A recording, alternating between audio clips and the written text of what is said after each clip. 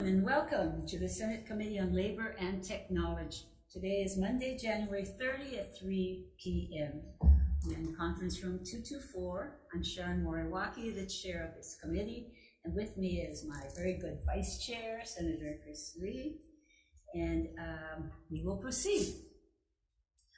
Before we go forward, though, I'd like to make a few housekeeping announcements. This hearing is being streamed on YouTube. You can also find links to viewing options for all Senate meetings on the live and on-demand video page of the legislature's website. In the unlikely event that we encounter major technical difficulties during the hearing must end it abruptly, the committee will reconvene to discuss any outstanding business on Wednesday, February 1st at 3 p.m. Again, in this conference room 224 and via video conference. If there's a temporary technical glitch during the testimonies via Zoom, we may have to move on to the next person due to time constraints. We appreciate your understanding and remind you that the committee has your written testimony. I'll be reading a list of individuals who submitted written testimony for each measure, and we apologize if closed captioning doesn't accurately transcribe the names. And if you're interested in reviewing the written testimony, you can go to the legislature's website. You'll find a link on the status page for the measure. The time slot for this hearing is 90 minutes, and to accommodate everyone who registered to testify in person and remotely today, we will be limiting testimony to 2 minutes each, and they will be posted on the legislature's website. So let's proceed with the bills. The first bill is Senate Bill 42, relating to fair scheduling. It requires employers to provide employees with written notice of the shift schedule at least 10 calendar days before the employee is scheduled to work, and pay twice their regular rate of pay for time worked when the shift schedule is not timely given. First up is Jay Boutte testifying for the Department of Labor. Good afternoon, Mr. Boutte.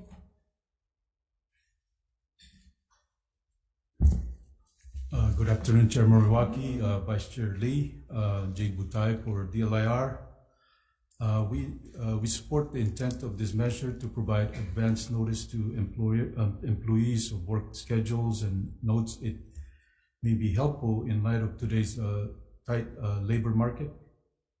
However, there may be unintended consequences, like when employees call in sick or other unforeseen circumstance that would then require the employer to pay double time. We also suggest that the provision is more appropriately placed in Chapter 388, because the chapter covers the payment of wages, notification requirements, and penalties for violations. And Chapter 388 also excludes the federal government. We also suggest exempting public works contracts under Chapter 104, prevailing wage law.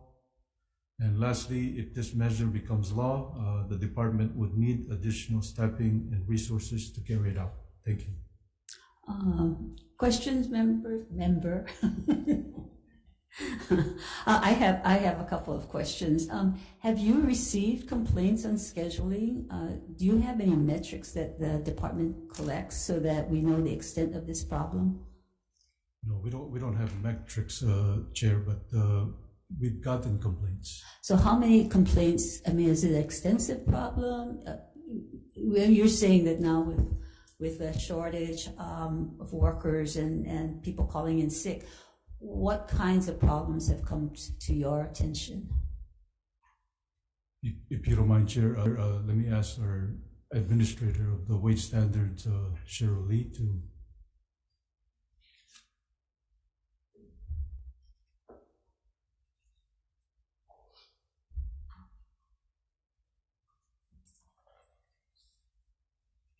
Chair, Vice Chair, Cheryl Lee, I'm the administrator for the Wage Standards Division. So we don't have metrics, but a lot of it is inquiries that come through our office. Speaking. So we have inquiries that come through our office, but we don't segregate the type of inquiries that come through our office. So you have any idea what the extent of this problem is that is surfaced in this bill? No, we don't. Thank you. And why are you accepting state and county construction projects only and hearing, and I'm sure you've seen the testimony of many in this room, that are saying they've got problems with scheduling with the workforce shortage? I'm sorry, can you repeat? Yeah, why are you accepting the construction, public works construction projects only out of this bill? The state and county construction projects? Well, we don't want to include the Chapter 104 for the scheduling. Right, that's what I'm saying. Why are you excluding them from coverage when others would be following this? We think it would cost more for the state when the contractors need to bid for the prevailing projects. They would have to estimate for this scheduling, because if they have to give employees advance notice, then for estimates on the prevailing projects, I would think that would be another cost factor that these contractors would need to estimate for. So one last question, Director, is that you're asking for 2 labor law enforcement specialists to enforce the new law, but you have no idea how many people are violating this law. So how do you come up with a 2 labor law enforcement specialists? I'll defer that to Cheryl. So we don't have a specialist in Kona right now. We only have one for Hilo or the Big Island. And then we're just estimating that we don't have a specialist on Hawai'i either. So you're just staffing your labor law, wage and hour division with just staffing is a problem, not for this law. Correct. Thank you. Increase of potential complaints. Okay. Because it's Okay. Oh, one more thing. Oh, okay, that's fine. Thank you.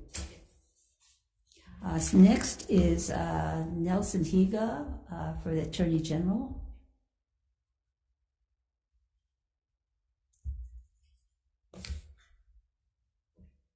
Good afternoon, Chair Moriwaki, Vice Chair Lee. My name is Nelson Higa from the Department of the Attorney General, and we're offering essentially two comments on Senate Bill 42. The first comment is that we believe that this bill should actually not be placed in Chapter 387, but it be more properly placed in Chapter 388, as it really does not involve a minimum wage issue or an overtime issue, which is the subject of Hawaii's wage and hour law, which is Chapter 387. The second comment we have is that on page 3 of the bill, there are 2 definitions, one for employee, one for employer. And those 2 definitions differ from the definitions already within Chapter 387, Section 1, and Chapter 388, Section 1. And then the definitions differ a lot. And we feel that there might be some inconsistencies in the interpretation of this law, and we request that it be taken out. But also, this proposed definition of employer does not exclude the United States government. And the state is precluded from enforcing its labor laws on the federal government. For those reasons, we request that these 2 definitions be taken out. So you're suggesting that they delete it should this bill pass? Yes. And so the definitions in 380, assuming you put it in 388.1, the definitions of employer and employee in 388.1 would apply to these definitions, which would make it applicable to private employers. So you're saying that on page 3, section D, that whole definition section be deleted? On page 3, yes. Okay, thank you. Questions? Okay, thank you. Okay. Thank you. Okay, going through Victor Lim for the Hawaii Restaurant Association. Hi. Good afternoon, Chair Moriwaki, and congratulations for being our new Senate Labor Chair. Vice Chair Lee, my old friend. He's also to the committee. We used to work together many years ago when he was a lot younger then. My name is Victor Lim, and I represent the Hawaii Restaurant Association, and I'm the legislative lead. We as a restaurant association oppose this bill for a lot of different reasons. One, most of the retail and restaurants, we schedule our people a week ahead of time. We post a schedule ahead of time because work week starts on either a Sunday or a Monday. Having a 10 calendar days kind of like mess things up in the middle of things, trying to do schedules and, and making sure that all our employees get enough lead time to do that. So in our business, my particular business, we posted it a week ahead of time, and we have never have any complaints from anybody of not knowing what their schedule is going to be and so forth. The other provision that we really have a problem with is the having to pay double time when you bring people in. So what happens is that when somebody call in sick, okay, and you have people that wants to come to work, by imposing such a high penalty, it's not just double time, but anytime you do double time, there's a related payroll cost that associate with that. And it just so happened that last night I was having dinner with some friends from New York where this similar type of bill has passed. And he was, also I brought this issue up because I'm coming here today. And apparently it's not just the restaurants, but the retail industry and things like that. It's a disaster because instead of, if somebody call in sick, instead of being able to bring people in to come and cover the shift, because it becomes so cost prohibitive that people are afraid to call people in. And subsequently, the employees that want more hours that are willing to come to work are not being called in. So if you look at the provisions, the net effect of what happens, not just in New York, but also in Seattle, where I have friends that have restaurants that I talk to, it's a lose-lose situation instead of a win-win situation. So really the intent of the bill is very utopia, but has a lot of serious flaw in real-world practicality. And based upon all of that, I really recommend that you please hold this bill. Thank you very much. Thank you. Can you just answer one question though? Yes. So you say there are no complaints. So when you call people, do they know ahead of time that if somebody calls in sick and you cover? Do they get that kind of notice? No, if somebody called in sick and we know the shift is going to be short, okay, we always would say, hey, who can work and who would like to come in to work? So we definitely want to do that. By not being able to call people in to come to work, the people that are working short staff. So everybody's working harder, and yet the cost ramifications are so high that you are not bringing anybody in to really ease the situation. That's the reason why I said it's a lose-lose situation with these kind of provisions in real-world implementation. Yes, Seattle have passed a bill, New York have passed a bill, but it's not something that we want here in Hawaii. Thank you. Thank you very much. Next is Trevor Abarzua from the Chamber of Commerce. Yes. Thank you, Chair, Vice Chair, members of the committee. My name is Trevor Abarzua. I'm with the Chamber of Commerce Hawai'i, and we stand on our written testimony in opposition and echo what the Restaurant Association has said, and also the retail merchants who have not gone yet, but here to answer any questions. So thank you. Thank you. Young O from the Hawaii Energy Marketers Association. Afternoon, Chair Moriwaki, Vice Chair Lee. We echo the testimony offered by the Chamber and the previous testifier, Mr. Lim. We do have major concerns with this measure, but we defer to more on the specifics to our partners there. Thank you, Chair. Tina Yamaki.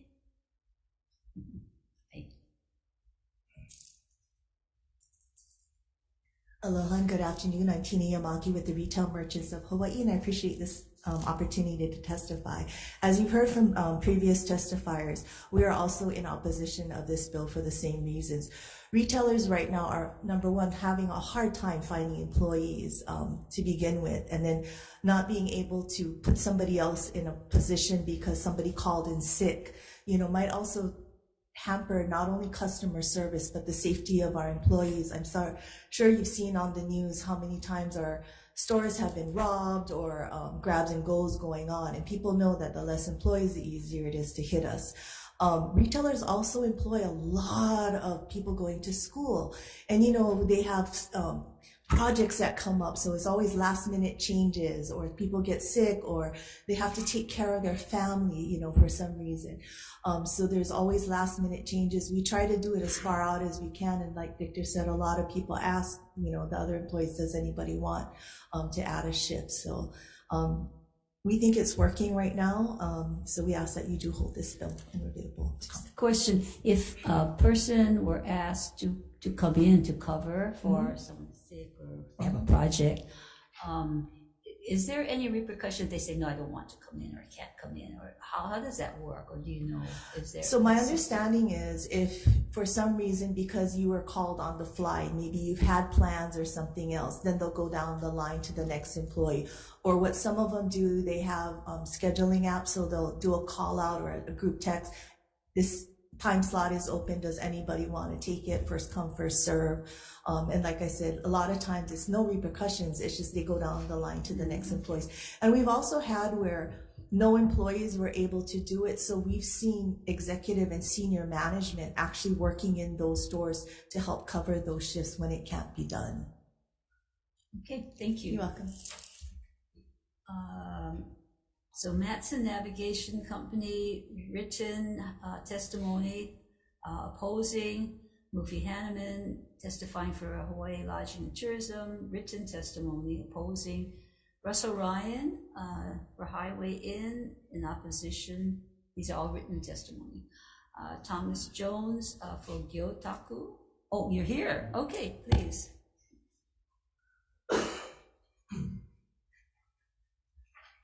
Good afternoon, Chair Moriwaki and Vice Chair Lee. Tom Jones with Hawaii's favorite Japanese restaurant, Gyotaku. And we have about 180 employees. Anyway. No advertising. No advertising, darn. Anyway, yeah, we need to do some employment advertising here, actually.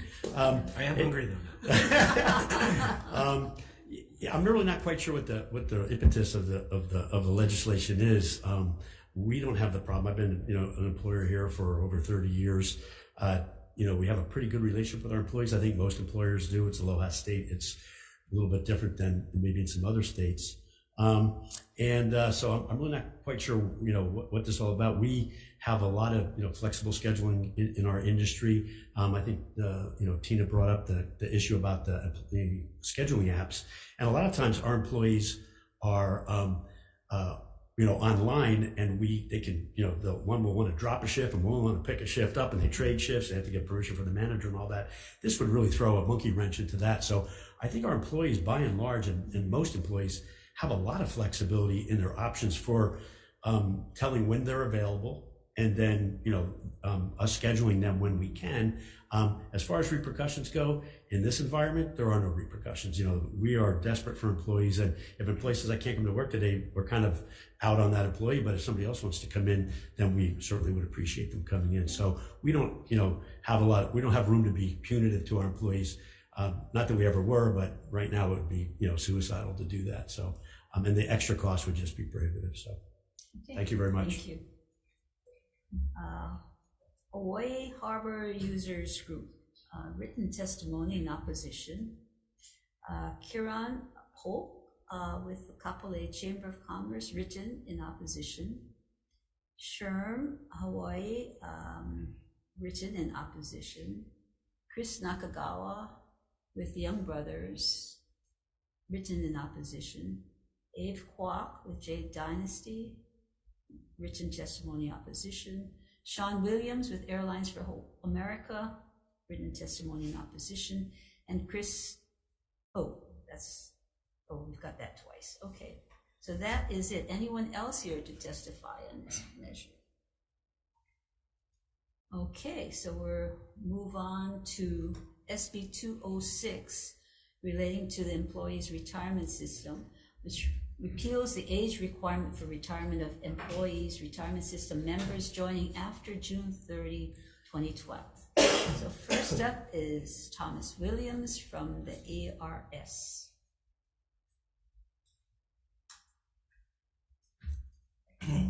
Good afternoon, Chair Moriwaki, Vice Chair Lee, and Tom Williams, the Executive Director of the Employees Retirement System.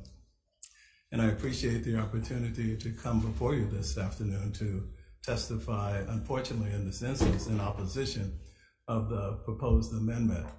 The ERS's primary responsibility, of course, is to administer our program in accordance with statute. That's not only a Hawaii statutory requirement, but it's a requirement of the IRS. We have to administer our program in compliance with the governing documents. Currently, the Chapter 88 imposes a minimum age 55 for police and fire employees who retired or who are hired after June 30th of 2012. So that's the current law. That obviously was different in the Tier 1 employees. Those who were hired in advance of that date were in a program that allowed for 25 years of service and out. But that was changed with pension reform in 2012, and it was done in large measure to halt the sort of increase, the uncontrolled increase in the unfunded liability of the plan. So benefit structures were altered then virtually for all employees, anyone hired after that date. Benefit formulas were reduced from 2.5% to 1.25%. I believe there were these age restrictions imposed. Post-retirement adjustments were modified from 2.5% per year to 1.5%, recognizing that if we were going to be able to sustain our program, we had to stop this uncontrolled increase in the unfunded liability. It was in excess of $15 billion. It stands at $13.5 billion today. As it relates to the police and fire component of the plan, it's about $2.2 billion of unfunded liability. At the time, as I understand it, a statute was passed that prohibited any enhancements, any improvement, any increases in the benefits of the plan until the entire plan is 100% fully funded. In other words, we have fully amortized the unfunded liability of the plan. Based on the most recent actuarial valuation, which was done as of June 30th of 22, the entire plan's $13.5 billion unfunded liability will be amortized fully in 24 years. 24 years from that point, June 30th of 2022, it would be 2046, that our program is targeted to be fully funded. We look at the police and fire separately because they have a different benefit structure. They have higher benefits than general employees, different benefit structure. And their program, as I said, had a $2.2 billion unfunded liability and a 23-year period to full funding. We asked the actuaries to take a look at this proposed change, to share with us the cost. And that's our other major responsibility, not to opine whether it's a good cost or a bad cost, but just to identify the cost of benefit changes to the program, whether they're good or bad. And some of the changes that were made in 2012 lowered the cost going forward, and that was the intent largely. And that's our goal today. If the changes that are proposed lower the cost, we would communicate that. Or if they increase the cost, that's our responsibility to communicate that as well. And our actuary has concluded that if we were to eliminate the age 55 minimum requirement for employees hired or members hired after June 30th of 2012, it would increase the unfunded liability fairly marginally, just about $7 million, because there are only a few people who would be eligible in the near term to retire under the new tier. But that number of individuals will grow over time, and they estimate that with that growth, it would increase the funding period by an additional year for police and fire. So it would not take 23 years, it would take 24 years. And the cost of that additional year at 41% of pay, because that's the contribution level that employers make, is $329 million. There's an alternative to the $329 million additional year, is to increase the contribution level for police and fire is currently set by employers at 41% of pay. The actuaries have indicated if we increase it to 41.8% of pay, it would amortize this additional funded liability over the lifetime of the plan, and it would keep it at 23 years. The full cost would then be $129 million, and that would represent about $4.1 million in 24 for employers. So the increased cost in 2024 to employers of the police and fire would be $4.1 million. We also looked at the experience study. Each 3 years we do a detailed study of every aspect of our plan, whether inflation has achieved, whether mortality is in line, whether with our assumptions, whether we've earned more or less than we've assumed. And we just completed a study in 2022. And this experience study shows that the life expectancies for police and fire officers in Hawaii is 1.3 years shorter than members of the general population. Now, we know that life expectancy is different in different parts of the country. On the mainland, it's particularly shorter, I would imagine, but in determining what our costs are, we look at the actual experience of ERS members. We don't look at general populations, we look at our population. And our state, fortunately, has the longest life expectancy of any state in the nation. And so for the additional cost, as well as the prohibition against benefit enhancements, which in the statute itself, a reduction in age constitutes a benefit enhancement, our board would have to oppose this measure. So just you have a question? Yeah, just a question. So you say the employer liability, and the employer would have to pay more in order to keep us at the trying to get to the 100% right. ratio. So who would pay that, and how does that figure out the 7 million, but also over time the 329 million? How does that work? Well, we calculate the overall cost, and we're confident that those numbers are accurate. But we're somewhat agnostic as to who pays. You know, it's the cost that can be divided between employer and employee, or just employer, but that is the total cost that has to be borne by some entity, some members. And in the past, I think these costs have largely been imposed, for example, on the employer. So in 2017, when contribution rates were modified to begin to reduce the unfunded liability, I believe the increases were largely on employers. General employers contribute 24% for regular county and state workers, and I think 41% for police and fire. So it's likely to be the employer, the state, the county, whomever employs the individuals, but we're somewhat agnostic. We just think the money needs to come in, and how it's allocated is not critical to us. So in this instance, most of the firefighters and police are in the county. So you're saying the employer is the county versus it's spread a lot across government. Well, the cost would be borne by the counties, because we're looking at this additional $7 million, and it applies just to the police and fire group. So it would be borne largely by the counties. But I will point out that the statute as currently written doesn't limit the lifting of this age 55 requirement to only police and fires. It really would apply to all employees. And if we were to apply that unintentionally to all employees, the unfunded liability would be magnitudes greater than what you're seeing here, and would in fact increase the employer contribution rate for general employees as well, but significantly greater than 0.8%.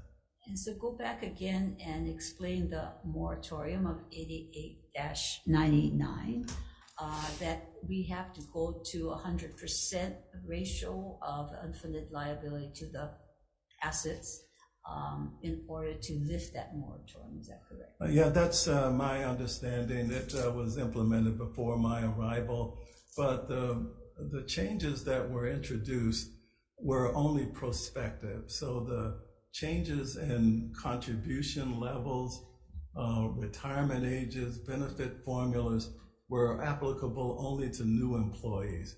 New employees, for example, no longer are permitted to receive certain types of pay and be made eligible for ERS. For example, overtime, bonuses, lump sum payments are typically not eligible for Tier 2 employees. There were no changes applicable to Tier 1 employees.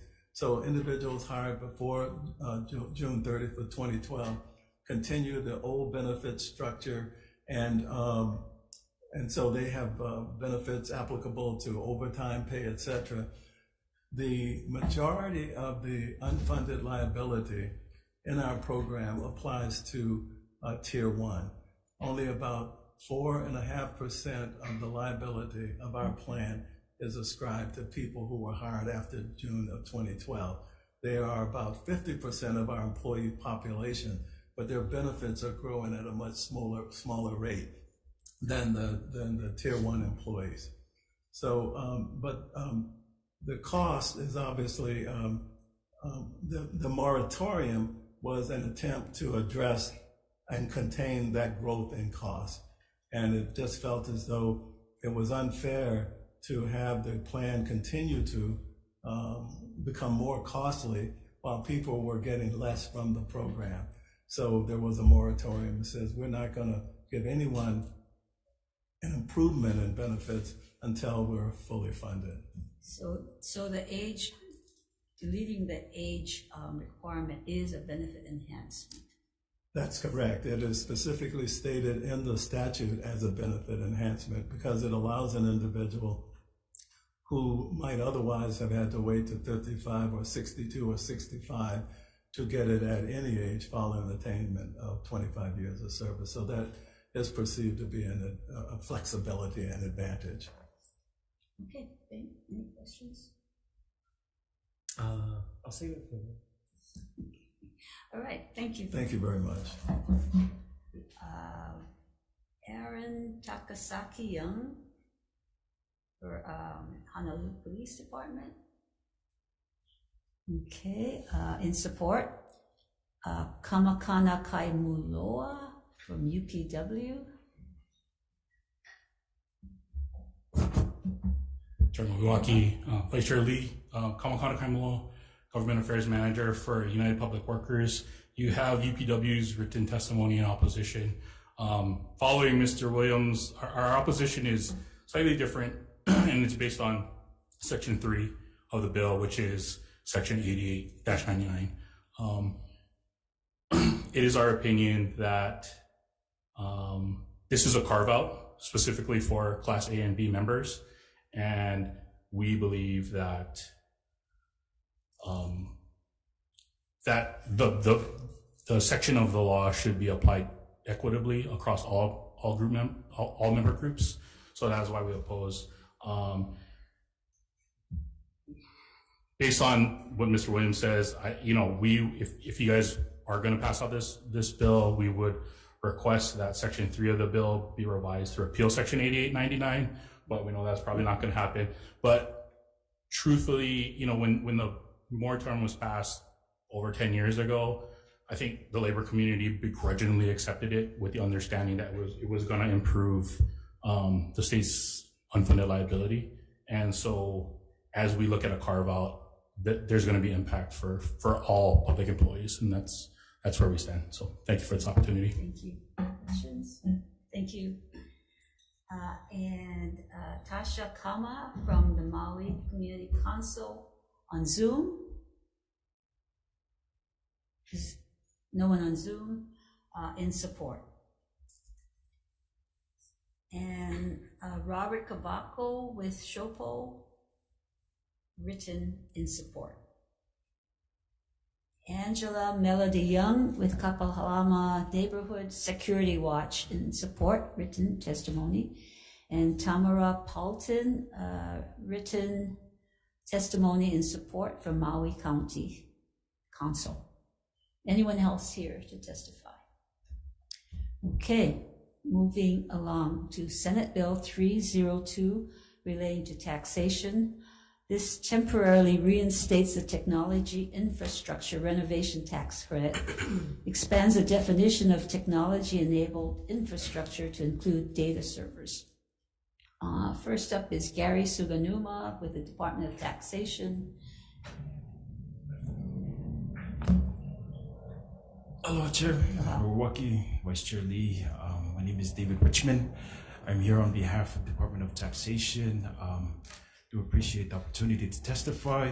The department stands on its written comments, just to provide comments regarding this measure, and I'm available to answer any questions that you may have. Okay, I do have a question, Mr. Richmond. You know, your testimony says that you are amending, or you're proposing amending this bill to change the date that it ends before December 31, 2023, and it looks like that would be a substantive change to the bill. So can you explain the thinking behind that? Sure. I can try my best to explain it.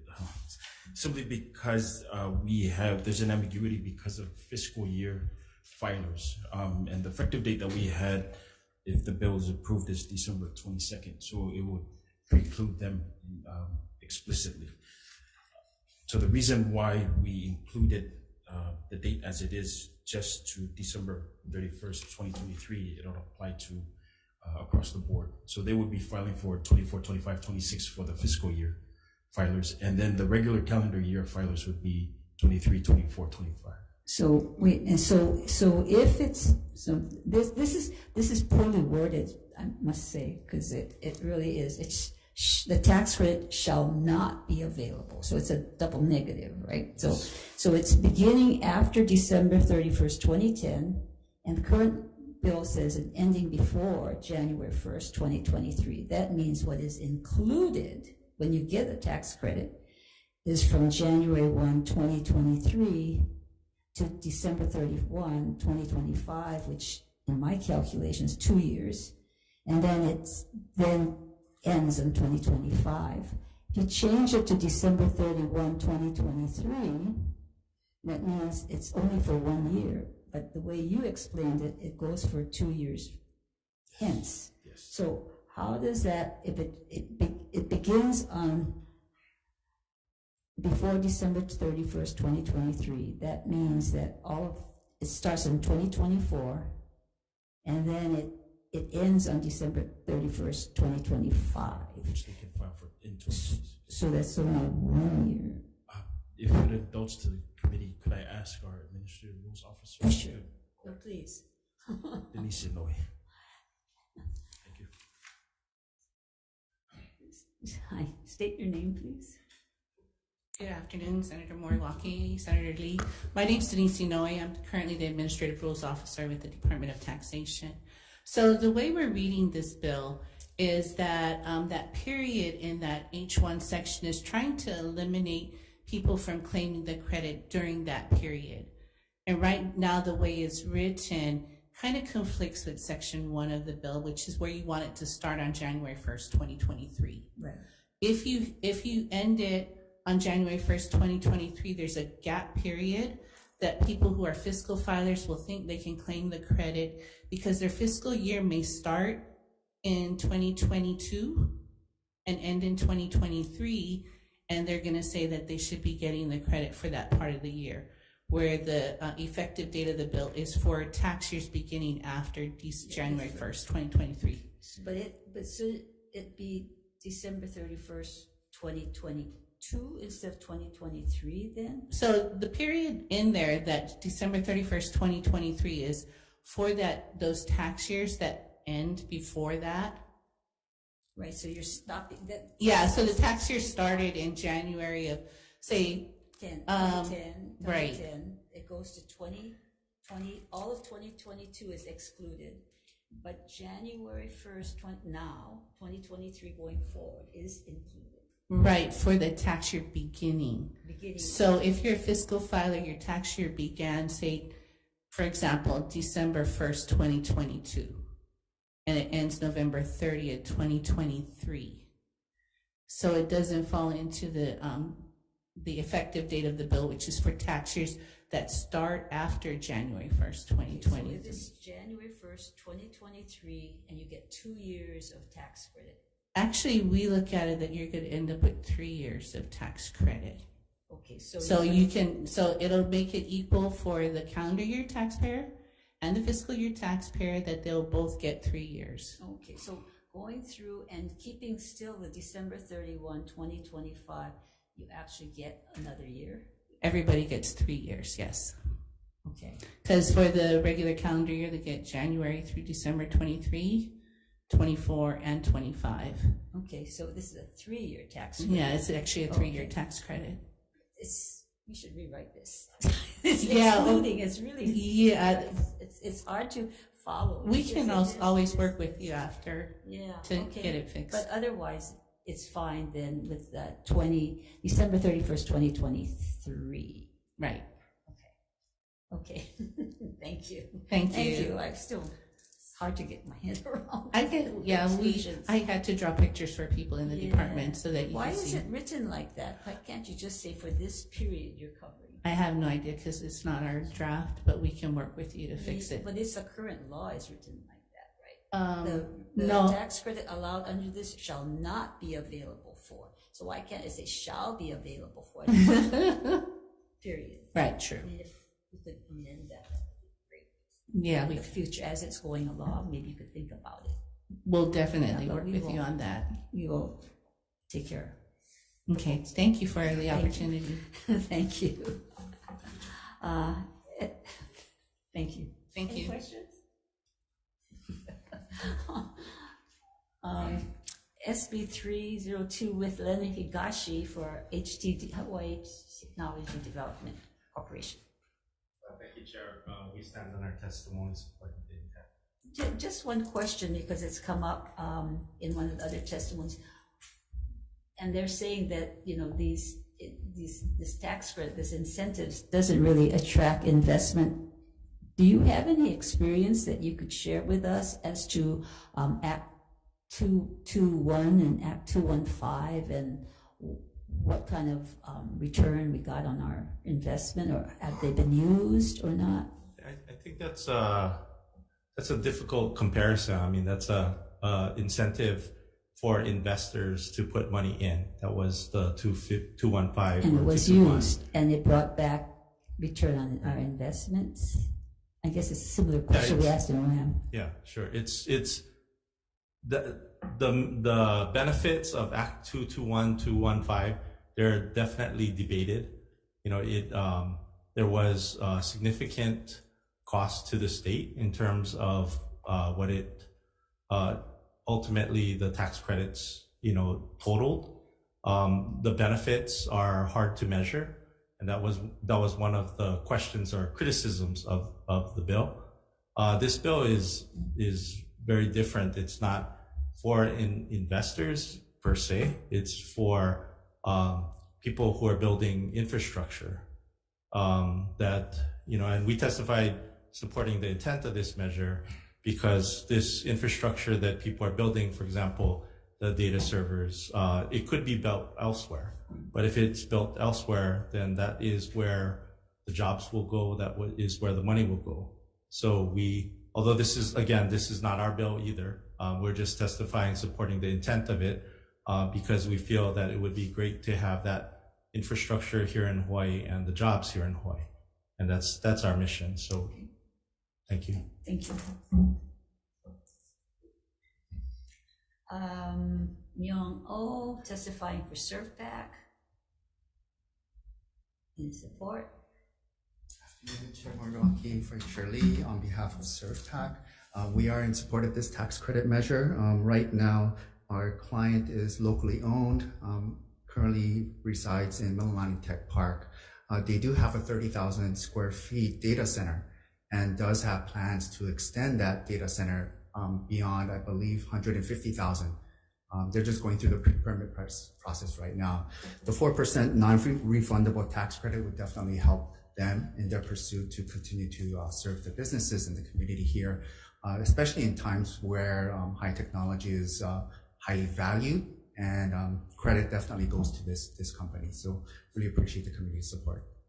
And again, you heard with the Department of Taxation that this would be for 3 years. Your client would be able to build and use the tax credit and hopefully get some return on investment for the state in that amount of time? I believe they are satisfied, especially even with the 2-year, but 3-year definitely would give them an added window. Right now, they do currently employ, they are a small business company, employ less than 50 employees. So it definitely will help, especially with the 4% tax credit. Okay, thank you. Any questions? Okay, thank you. Thank you. Tom Yamachika, written comments from the Tax Foundation of Hawaii. Moving on to SB 435 relating to public works, imposes a penalty on both the responsible managing employee and the firm upon a finding of repeat violations of state wage and hour laws on public works. First up is Mr. Botte from the Department of Labor and Industrial Relations. Thank you again, Chair Moriwaki, Vice Chair Lee. We support the intent of this measure to eliminate the circumventing of prevailing wage law by entities that continue business under a new name to avoid suspension under Chapter 104, but notes that as drafted, the measure may not accomplish its intent. Thank you for the opportunity to testify.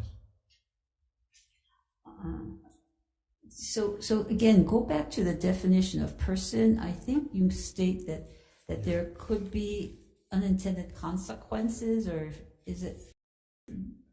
Yeah, we have a problem with the definition of the person because we don't know who we're gonna go after,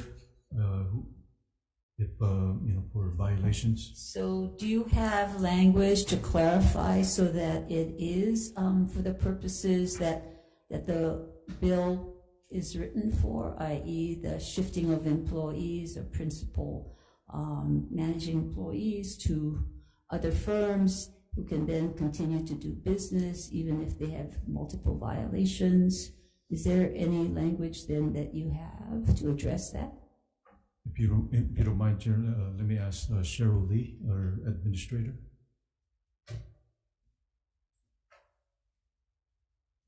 For wage standards.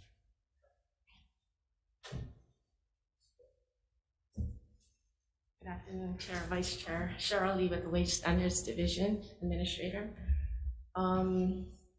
So currently there is no definition, but the definition of person, I believe, was intended to be sole proprietor. But we're not, I guess the bill is trying to change that. Yeah, you know that section 103, the procurement law does have a definition of person, and I don't know if that conflicts with this, if you have it in 104, and have you checked with the AG, or do you have an AG here that can clarify that, or you can clarify that? Maybe Nelson, our AG. Oh, is Nelson? Yeah. Could you? Because I think the problem, if you're saying is unintended consequences with the definition of person, it should be, because you're still working on wage and hour in public works, yeah? So can you address that problem about the definition of person in 104 and 103D?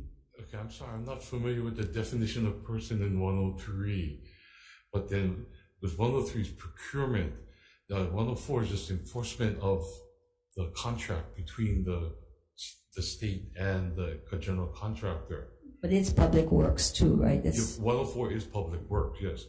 I'm sorry, but I'm not familiar with the definition of person in 103.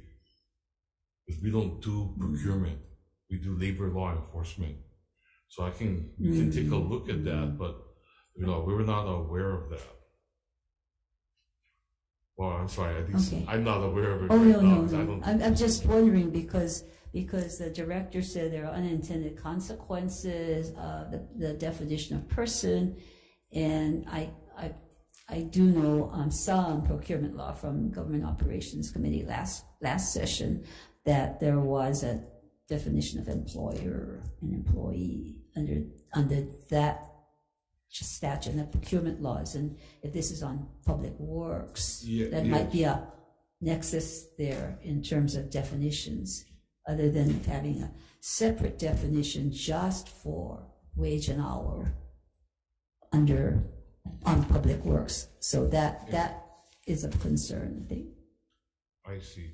I'm sorry, I'm not gonna be able to answer that question because, right at this time, maybe we can. We don't, well, our division doesn't enforce 103, so we're not familiar with that language. Who enforces, you enforce 104 Correct. only, and just wage. Yes.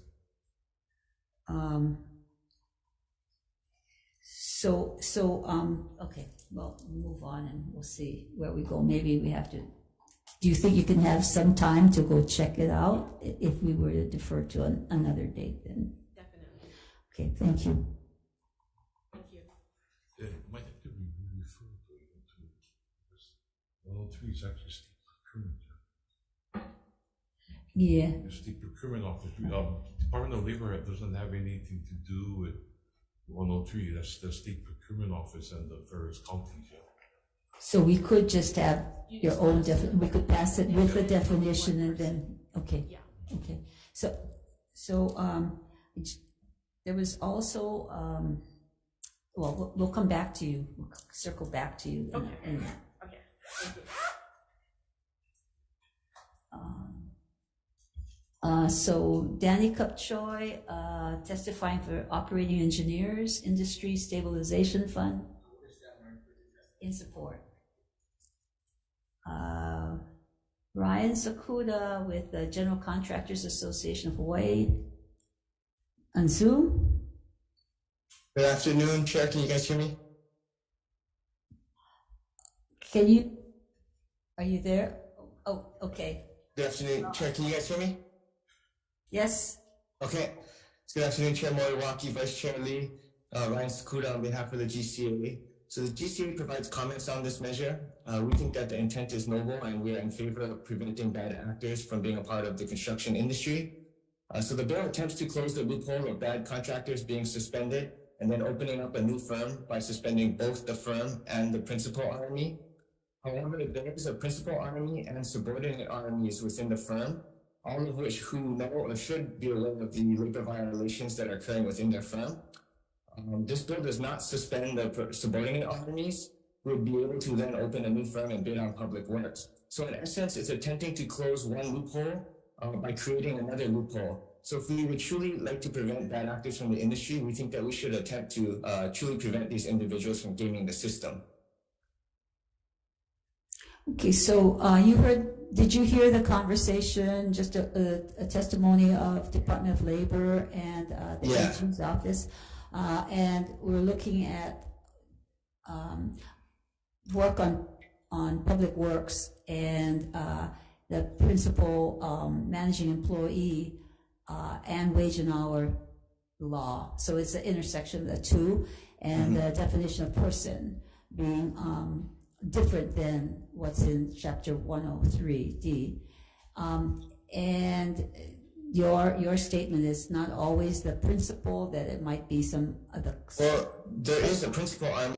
I'm not sure who introduced that one, but I did see that as they attempt to try to close this loophole. And it is in the definition of person, so the problem would not be in conflict with the procurement laws. Yeah, it's included in that definition. So just for this section or this chapter in terms of wage and hour, that person would be the RME and the subordinate. Is that what you're requesting? Yeah. Or proposing? Okay. Let me call back Department of Labor then and address this issue. Wage and hour. So just to clarify, I want to be clear on who we're suspending. So the responsible managing employee, and as Mr. Sakuda said, there are subordinates who also are responsible for payment of wages of their employees. With that definition, broadening that definition, that would be the RME and subordinates to be included in this joint and several liability? The firm, the subordinate, and the RME. Right.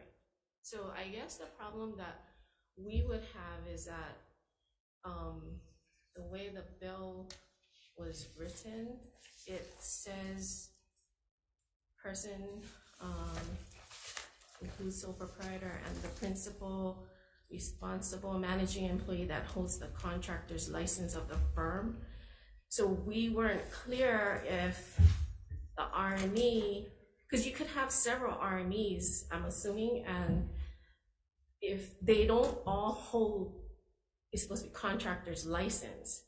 So we weren't clear if all of them would be suspended. So an example would be if you had 3 different RMEs for 3 different type of licenses.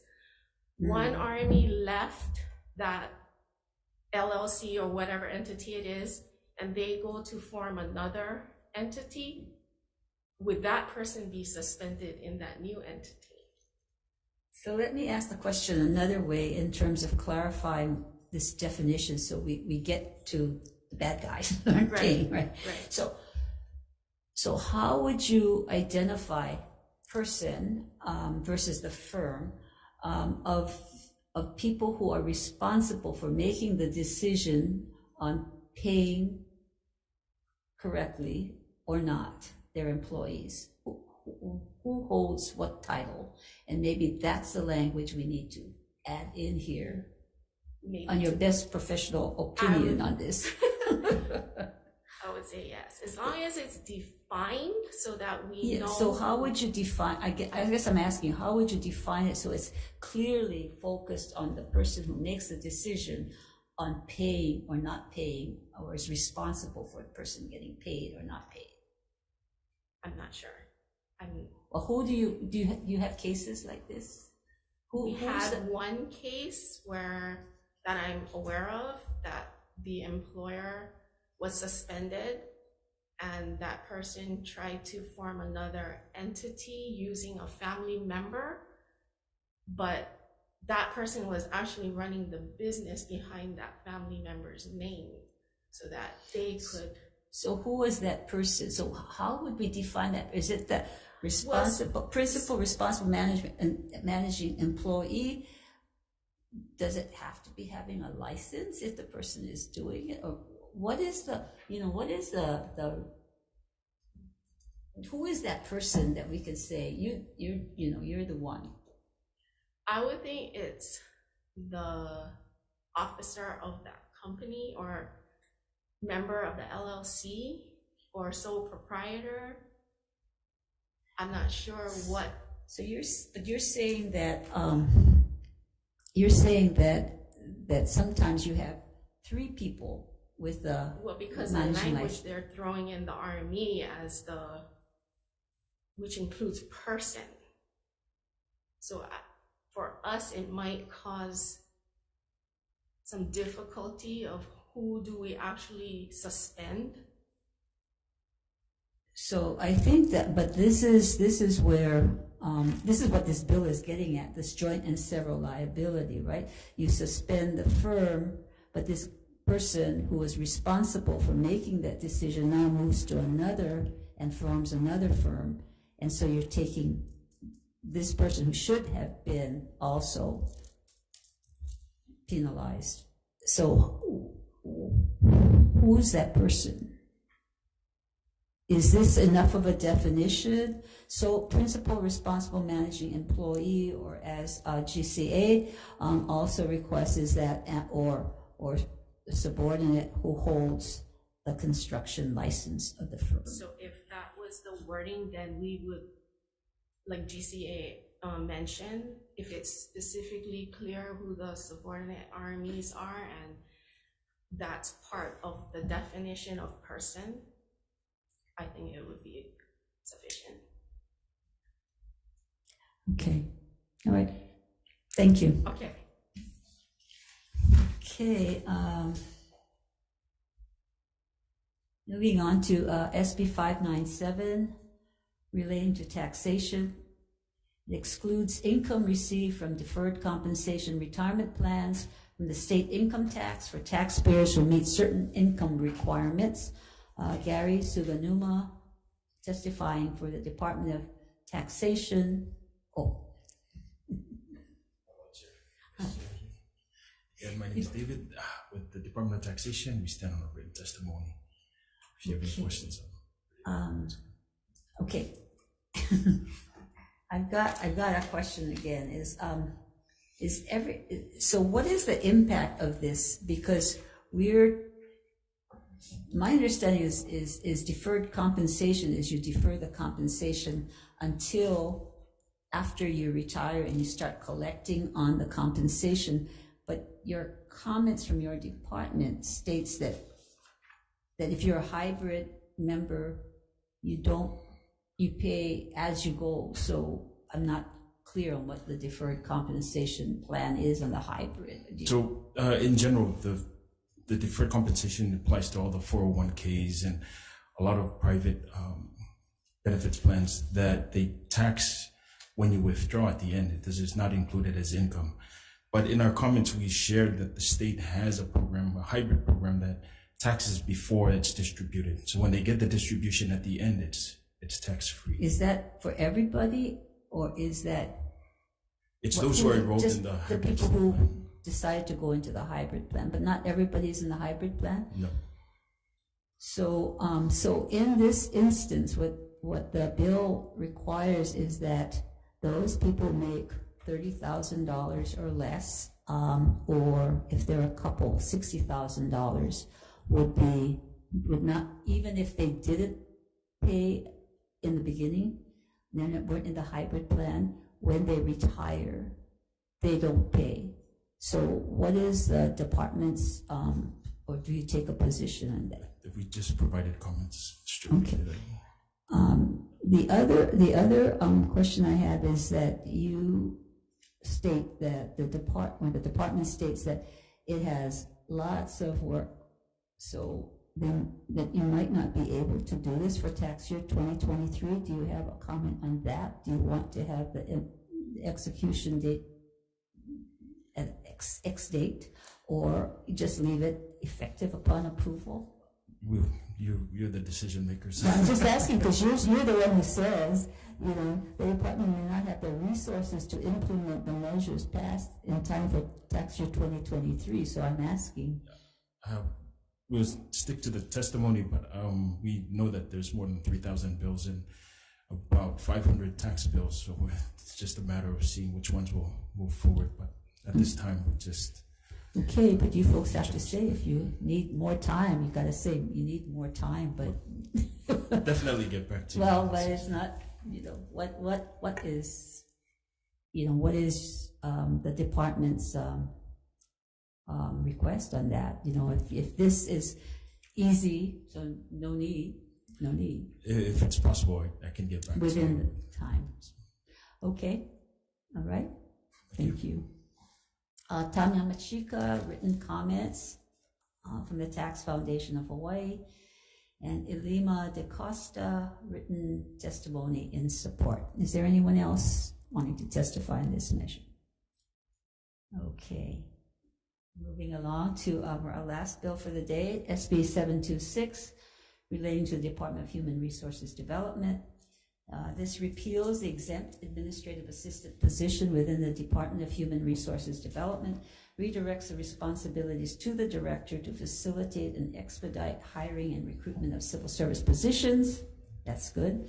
And to reclassify and abolish vacant positions subject to certain conditions. First up is the Director of HRD, Brenna Hashimoto. And bonus points for waiting patiently all this time. Yes, you get extra points. Good afternoon. Chair Moriwaki, Vice Chair Lee, and members of the committee. Here, the Department of Human Resources Development is in support of SB 726. The purpose of SB 726 is to repeal the administrative assistant position within the Department of Human Resources Development. It also reassigns the responsibilities of the administrative assistant to the director. DHERD offers comments on this housekeeping measure. First, the exempt administrative assistant position was originally created in HRS 26-5F through Act 57, Session Laws of Hawaii 2019. This position is currently unbudgeted and is unauthorized.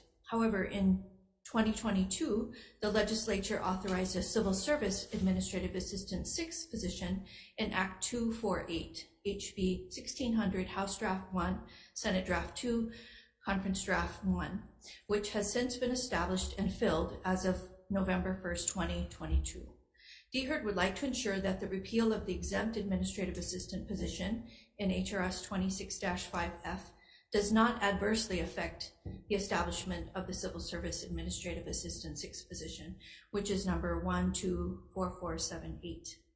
DHERD supports reassigning the responsibilities from the administrative assistant to the director. Thank you for the opportunity to provide testimony on this measure. Thank you. Questions? Thank you. Thank you. I'm gonna have to recess. Okay, we're gonna take a short recess.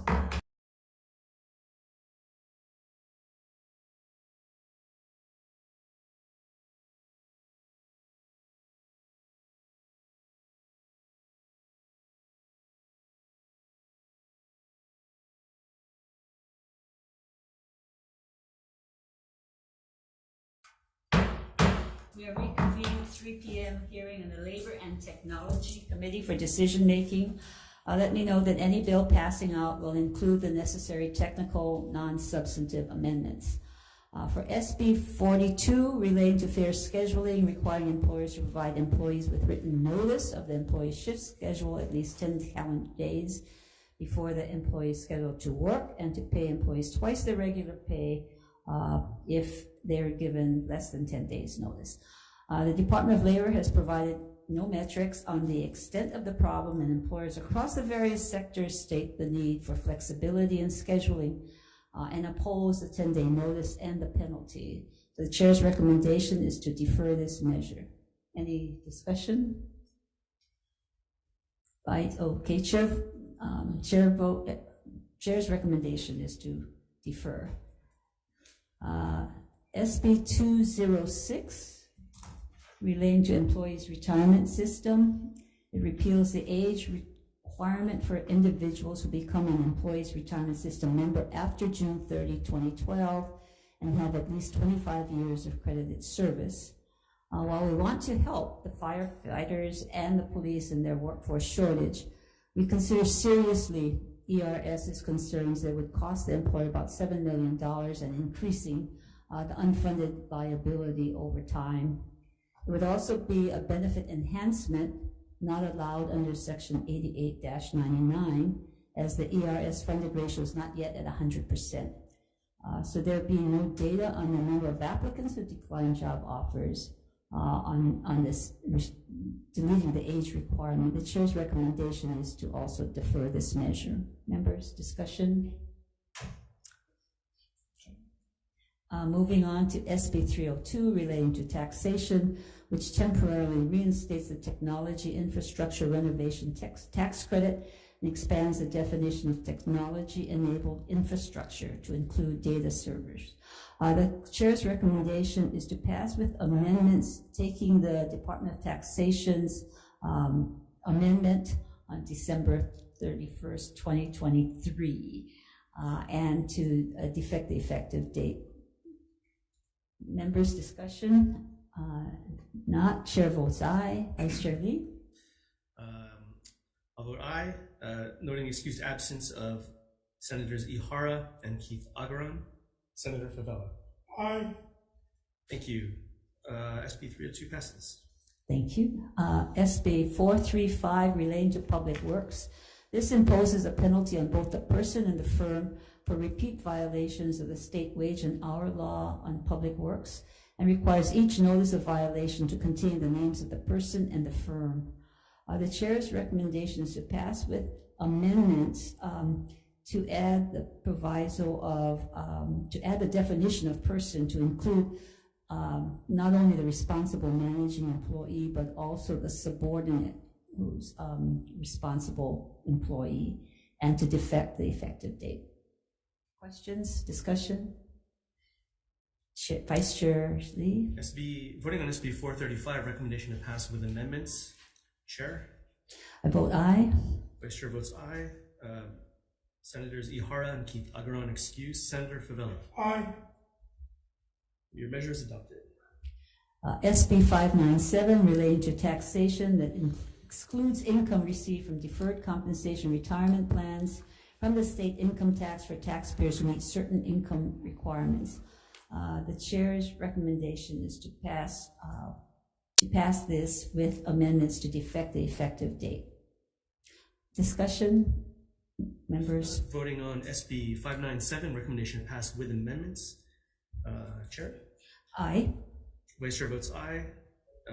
Senators Ihara and Keith Agaran excused. Senator Favela. Aye.